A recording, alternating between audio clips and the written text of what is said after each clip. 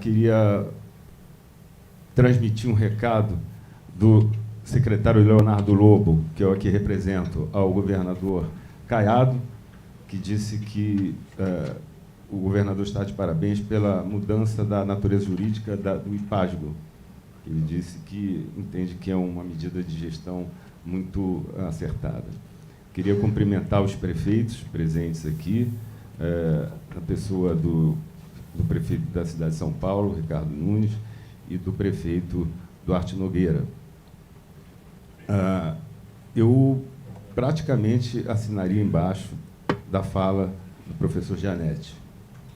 A inevitabilidade da reforma tributária é um tema, é uma afirmação comum, é uma afirmação que tem sido trazida por vários setores, por vários representantes de entes federados, e o Rio de Janeiro, evidentemente, reafirma essa necessidade, entendendo que o ICMS se esgotou. Né? Eu falo por que do ICMS, evidentemente porque é o tributo que sustenta as finanças estaduais e, evidentemente, também faz parte das receitas dos municípios, que ficam com 25% dessa arrecadação do tributo o tributo principal sobre o valor agregado que temos hoje. Queria destacar que o ICMS sofreu um revés sem precedente no ano que passou, com a publicação das leis complementares federais 192 e 194. Os prefeitos aqui presentes, o governador Caiado, sabem muito bem a dor que essa perda de receita significou. E eu entendo que essa foi esse foi um golpe para trazer mais convicção sobre a inevitabilidade da reforma. Eu diria, na linha de alguns pensadores, inclusive o próprio professor Gianetti, que nós temos hoje, no nosso sistema tributário, uma espécie de sobreimposto representado pelo custo, pelo peso do próprio sistema tributário em si.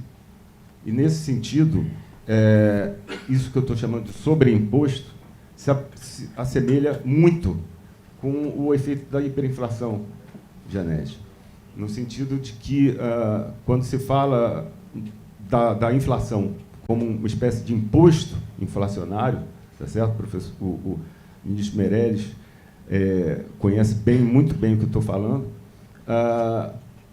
Eu entendo que se aplica perfeitamente a esse peso que nós temos no nosso sistema tributário, essa metáfora, tá certo? De um imposto além. E um imposto além sem controle, um imposto além que não passa por decisões estratégicas de governos. Então, eu diria que é preciso, sim, prefeito, alguma coisa como uma bala de prata, que eu acho difícil que a gente consiga encontrar, com o grau de acerto e o grau de sabedoria do plano real, professor Gianetti. Mas nós precisamos encontrar, sim, alguma saída. E essa saída, eu entendo que primeiramente, obviamente, para combater e acabar com esse custo brutal para se cumprir obrigações. Os empresários aqui presentes sabem muito bem do que eu estou falando. E esse custo também, senhores e senhoras, ele se reverte, digamos, ele pesa também no bolso dos nossos entes, tá certo? Porque nós temos, com essa burocracia, com esse custo para arrecadar, nós temos um imenso custo adicional. O contencioso já foi falado como algo que não pode ser aceito, que faz parte desse sobreimposto, e também a guerra fiscal. O Rio de Janeiro concorda com urgência, mas entende que é preciso preservar os princípios da reforma, tal como ela tem sido trazida. Princípios esses que são a simplificação, a base ampla, o princípio do destino, a redução da regressividade, mas, sobretudo, a preservação da autonomia das unidades federadas e dos municípios, prefeito. É nesse sentido que a gente se preocupa em que os mecanismos que serão adotados para essa reforma realmente preservem esses princípios, e, em especial, o princípio da autonomia.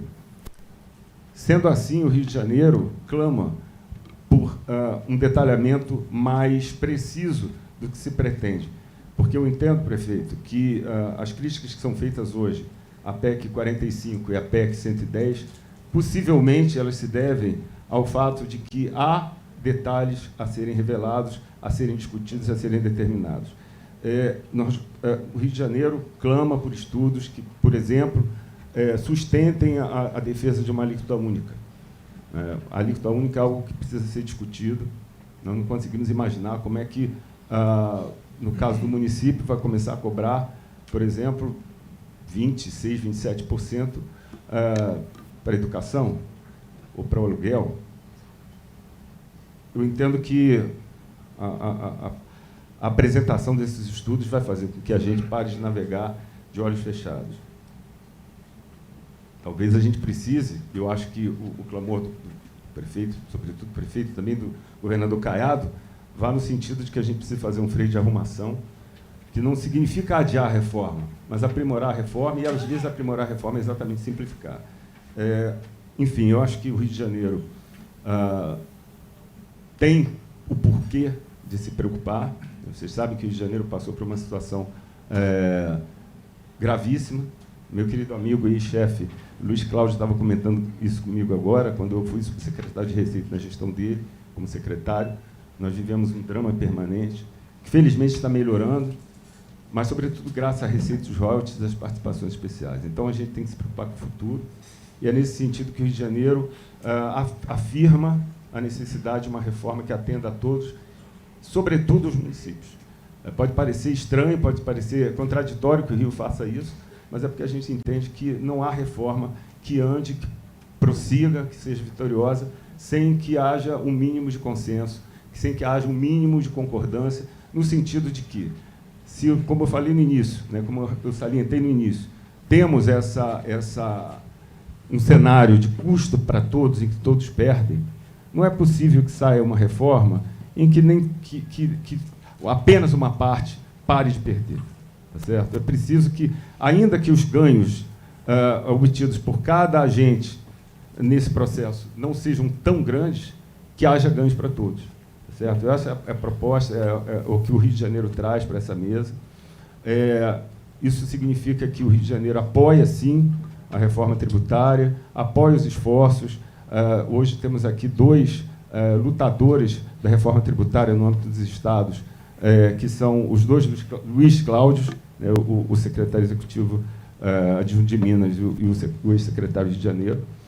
E essa luta tem que continuar, mas nós temos que ser realistas, não podemos ficar puxando o cobertor só para a gente. Então, acho que a gente precisa avançar uma definição mais clara, e essa definição mais clara precisa enfrentar o problema da alíquota única e trazer os municípios para essa frente de transformação. Muito obrigado.